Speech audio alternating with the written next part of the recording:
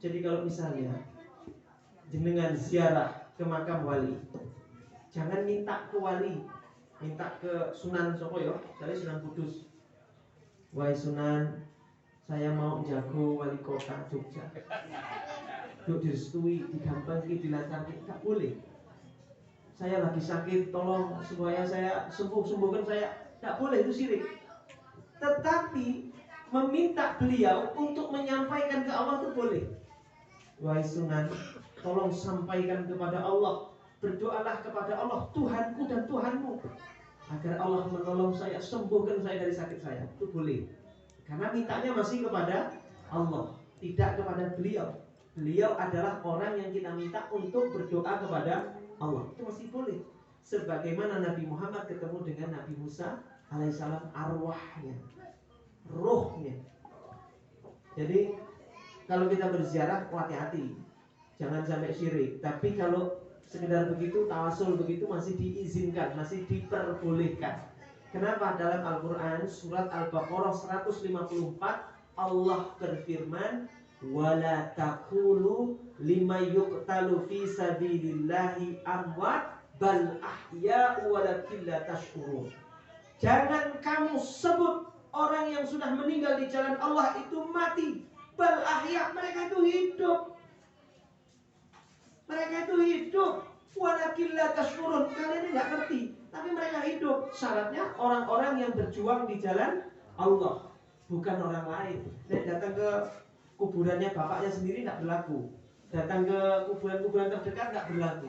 Tapi khusus makomnya para rasul, para anbiya atau para aulia, orang-orang yang mati di jalan Allah, itu masih diperbolehkan ngomong karena mereka masih hidup. Kita bisa bercakap-cakap.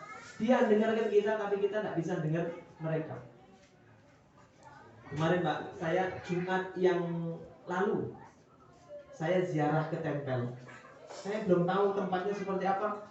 Cuma pengen tahu, katanya banyak para ulama ziarah ke sana. Saya pengen tahu seperti apa toh makamnya Habib Ahmad bin Ali bin Ahmad Bafaqih tempel ini, yang terkenal seorang waliullah, hidupnya dulu cacat, seorang laki-laki cacat, punya adik-adik perempuan semua. Sampai adiknya bilang ketika orang tua sudah meninggal, Kak, abang pergilah cari kerja biar kami itu bisa makan. Ini zuriatnya Rasulullah. Lalu Habib Ahmad itu jalan kaki dari tempel sampai ke Masjid Gede Kauman. Masjid Gede Kauman, alun-alun utara. Sampai di situ dia orangnya cacat. Berdoa kepada Allah sampai pada Isya itu terus sampai takmirnya bilang, Pak, Mas, keluarlah dari sini, Pak. Keluar dari sini, Mas, keluar dari sini. Ini mau tak tutup. Saya itu nggak ada tempat tinggal. Kalau nggak mau keluar tak kunci loh. Nggak apa-apa Pak, dikunci aja nggak apa-apa. Saya nggak mau pergi dari sini, Mas, saya nggak punya tempat tinggal.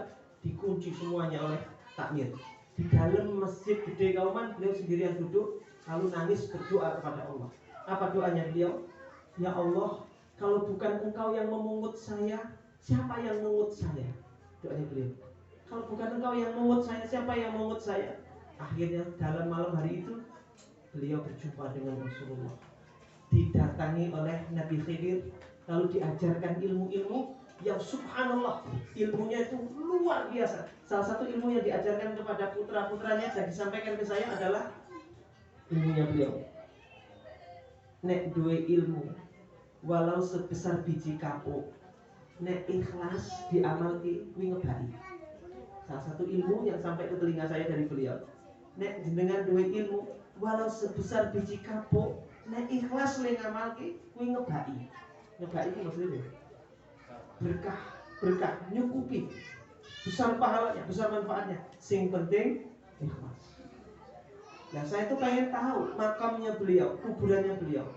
Saya ziarah mau berdoa, mendoakan beliau. Saya datang ke sana, saya ngomong apa Pak? Ngomong gini, Bib, di makamnya beliau, Bib, saya tuh belum pernah melihat wajah jenengan. Bu, ya tampakkan wajah jenengan ke saya, tunjukkan wajah jenengan ke saya. Saya ngomong gitu. Kan katanya Al-Quran, wala taqulu lima yuqtalu fi sabilillah. Kan Pak, jangan sebut mereka mati, mereka itu hidup. Saya masih ngajak ngomong, Bib, saya pengen lihat wajah jenengan, belum pernah lihat wajah jenengan, tampakkan jenengan ke saya. Saya ngomong gitu, saya pengen tahu wajahnya seperti apa. Rampung dari situ, saya diajak teman ke singgah ke putranya. Rumahnya nggak jauh dari makamnya. Sampai saya duduk di tempat anaknya, putranya, sudah sepuh juga mbah itu. Habib sepuh. Mbahnya itu bilang gini, putranya itu, yang kamu ziarah tadi belum lihat wajahnya toh?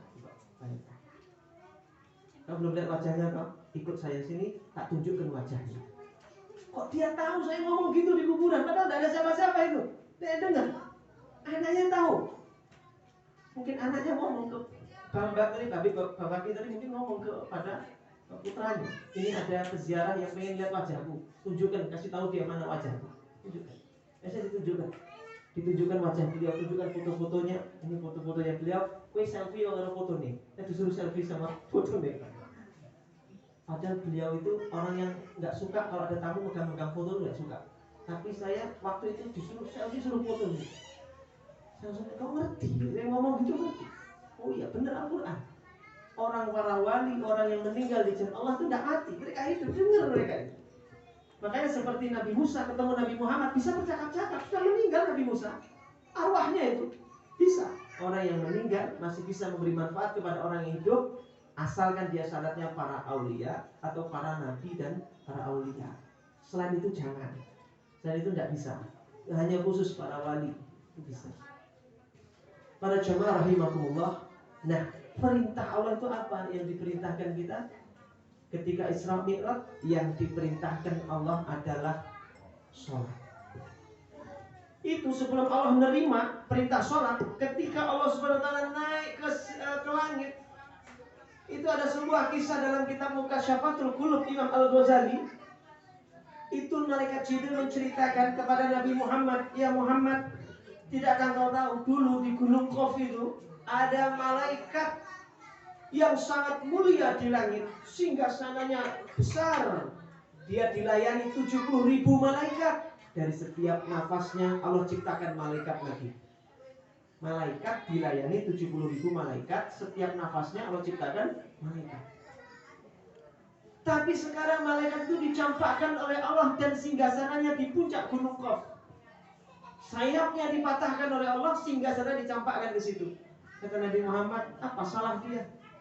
Ketika aku datangi malaikat itu, aku tanya, ternyata kesalahan dia ketika engkau dulu Muhammad Isra Mi'raj, ketika engkau Mi'raj naik ke langit, semua malaikat berdiri, hanya malaikat itu yang tidak berdiri menyambut kedatanganmu. Allah murka karena itu malaikat tidak punya adab kepadamu ya Muhammad.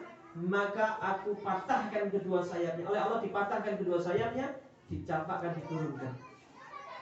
Lalu ketika aku datangi malaikat itu, dia menceritakan kisahnya. Malaikat itu berkata, ya Jibril, bantu aku, sampaikan ke Allah agar Allah menerima taubatku. Aku mengakui kesalahanku, tidak punya adab kepada Muhammad, kekasih Allah. Lalu malaikat Jibril ke Allah, menghadap Allah. Kata Allah apa? Ya Jibril, sampaikan ke malaikat itu, kalau ingin aku ampuni kesalahannya, aku sembuhkan, kembalikan sayapnya, aku kembalikan singgasananya di langit ini, bersolawatlah untuk kekasihku Muhammad. Maka disampaikan ke Jibril, malaikat itu bersolawat. Setelah dia mohon ampun bersolawat, baru oleh Allah dikembalikan singgasananya, sayapnya disembuhkan kembali oleh Allah Subhanahu wa Ta'ala. Betapa agungnya kedudukan Nabi Muhammad Sallallahu Alaihi Wasallam yang banyak orang tidak tahu. Nanti Muhammad, taunya Muhammad, penerima Al-Quran, Muhammad, Nabi terakhir, hanya tahu itu, tapi nggak tahu kedudukan ketinggian Nabi Muhammad Sallallahu Alaihi Wasallam. Subhanallah.